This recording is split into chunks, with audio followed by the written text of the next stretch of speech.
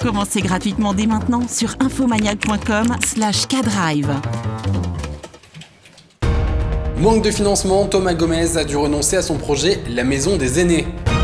L'établissement français du sang a lancé la saison 4 de l'opération Missing Type. En plus de subir la crise sanitaire, le secteur immobilier subit aussi la crise économique.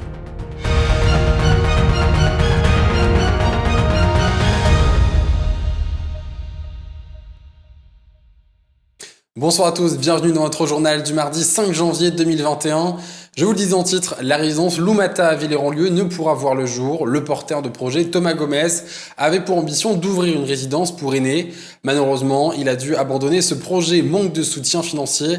Une décision qu'il a dû prendre à contre-cœur. Un reportage de Manon de Fontis. On se trouve entre les deux bâtiments avec des espaces verts pour chacun. Et puis on aurait dû avoir tout l'espace commun sur ce côté-là. Tout était fait pour faciliter un petit peu la vie de tous les jours.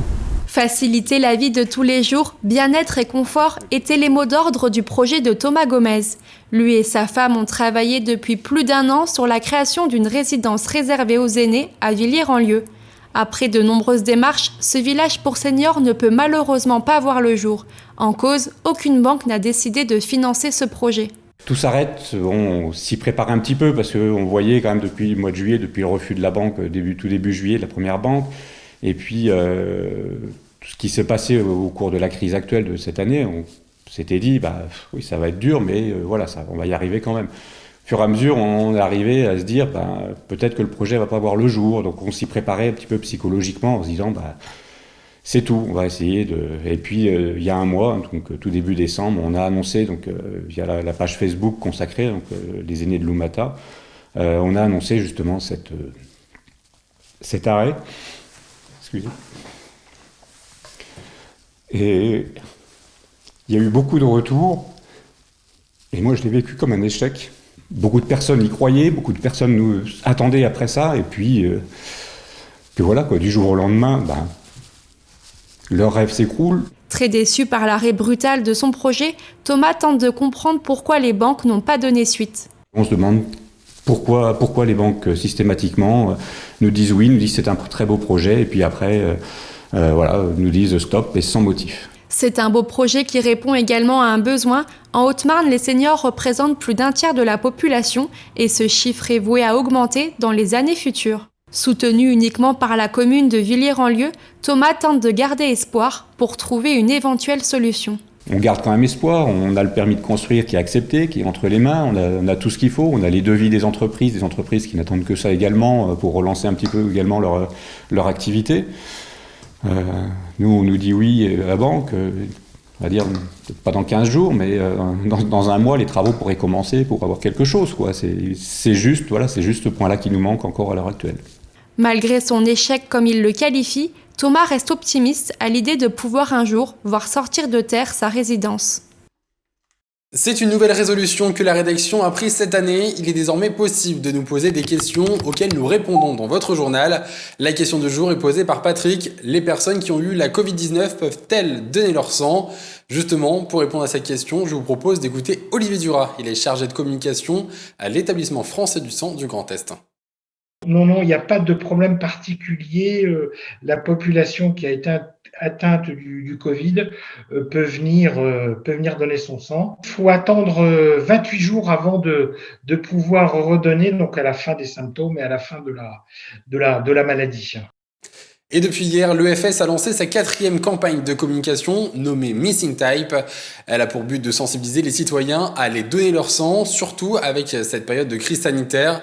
Les donneurs se sont montrés timides ces derniers mois. L'établissement français du sang sollicite tout le monde à prendre part à cette campagne. Écoutez.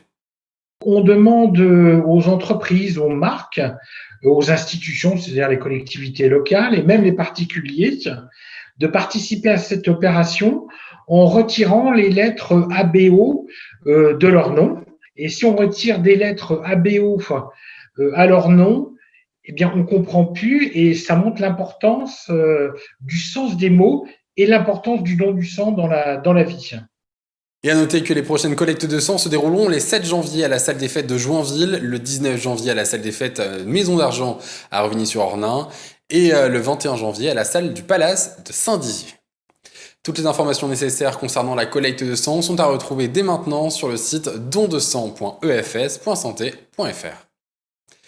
Et de nombreux secteurs d'activité sont impactés par la crise sanitaire, l'immobilier n'est pas épargné, de nombreux agents immobiliers ont peur de l'avenir. Selon eux, l'impact économique de cette crise se ressentira dans les mois, voire les années à venir. Hausse du chômage ou encore crédit de moins en moins accessible. Regardez ce reportage signé Juliette Da Silva. Alors que la crise sanitaire continue de gagner du terrain, les activités économiques baissent de manière significative sur le territoire national. Toutes sont au ralenti, mais est-ce le cas du marché de l'immobilier ? L'année 2019 avait été marquée par de nombreuses transactions avec des banques commerciales qui prêtaient facilement. Si le pouvoir d'achat des ménages est forcément en train de flancher cette année, la Banque de France et le ministère des Finances ont tout de même souhaité resserrer la vis. Il est vrai que maintenant, les banques demandent plus d'avoir un apport pour pouvoir bénéficier d'un crédit, ce qui n'était pas forcément le cas avant. Ça a contraint les ménages qui n'avaient pas d'apport personnel à revoir leurs projets. Un début d'année compliqué donc pour le secteur de l'immobilier, sans compter que de mars à mai, l'activité a été complètement stoppée et le nombre de prêts accordés a baissé de 43% en glissement annuel. Au moment du déconfinement, les agents ont remarqué une préférence pour les maisons de campagne. Suite au premier confinement, on a très bien travaillé à la location. Les gens avaient un très gros engouement pour retrouver un nouveau bien, soit un bien plus grand, soit un bien avec un extérieur. Les gens ne vont pas vouloir replonger dans un confinement sans avoir un petit espace pour pouvoir sortir et prendre l'air. Puis vient la deuxième période de confinement qui marque un nouveau coup dur pour l'immobilier. Les visites sont de nouveau arrêtées, l'activité s'est rendormie. De nouvelles mesures sanitaires sont alors tombées, les agences ont dû se remettre en question. On a développé des nouvelles méthodes de travail, notamment la signature électronique. Maintenant, au niveau des visites, on a le droit d'avoir qu'une personne, voire 2 personnes maximum. On doit arriver une demi-heure avant, on doit aérer le bien, on doit faire la visite, ensuite on doit à nouveau aérer le bien. Donc c'est extrêmement contraignant et c'est difficile. Humainement, c'est compliqué parce que l'acquisition d'un bien, c'est quelque chose d'important et on a besoin d'un petit peu d'humanisme et d'échange.